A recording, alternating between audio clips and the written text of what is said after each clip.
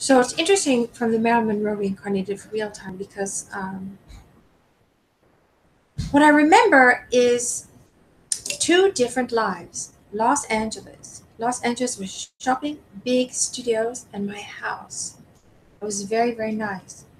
And then New York and Brooklyn, it was more high fine culture, refined education, and study, everything, the actor's studio and method acting and uh, little tiny apartments that looked like nothing, with stacks of books and reading and everything, photography books, books on theater, books on great artists, all kinds of things that we read.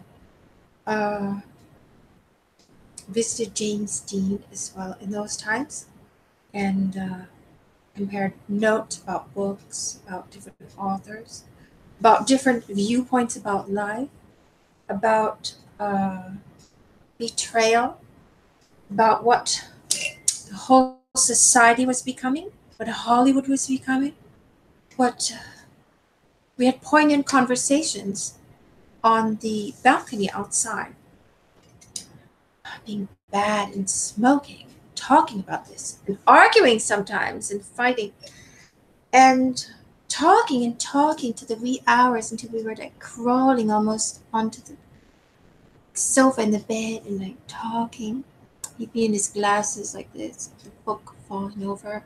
We'd be having drinks and talking late till the wee hours, like 2 o'clock in the morning sometimes. Fall asleep on his sofa like this. Oh, so those were fun, fun times.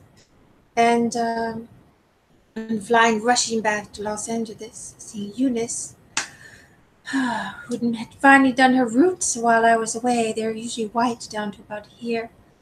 Terrible, poor woman. And then, reading through more film scripts to see what more movie roles were auditioning for, landing. So it was very, very interesting because it was West Coast, which was, more the hip LA, scene. And then we had the more intellectual or brainiac East Coast experiences that we had. So those are really fun days too. And well, it's interesting. I've been away from my soulmate for a long time. He's 20 years old now. And promised him one day I'd put him through film school in Los Angeles because he was starting to do photography and was behind the camera when he was young James Dean, and he died at age 24 of a horrible car accident. So I promised him that one day when I get rich again in this lifetime, I would pay him to go to film school in Los Angeles. And he'll be able to join Maryland again sometime, somehow. And it's possible because of all the movies that I've read. And I may produce later, so I could always hire him, my squirt sidekick kid, who's my soulmate, to produce with me something one day. So we'll see how it goes. But we have, both of us died young in that lifetime. So we're looking forward to coming back to Hollywood. And for zany and just wild to do things in modern times from remembering who we were from our past lives. And it's great, great fun.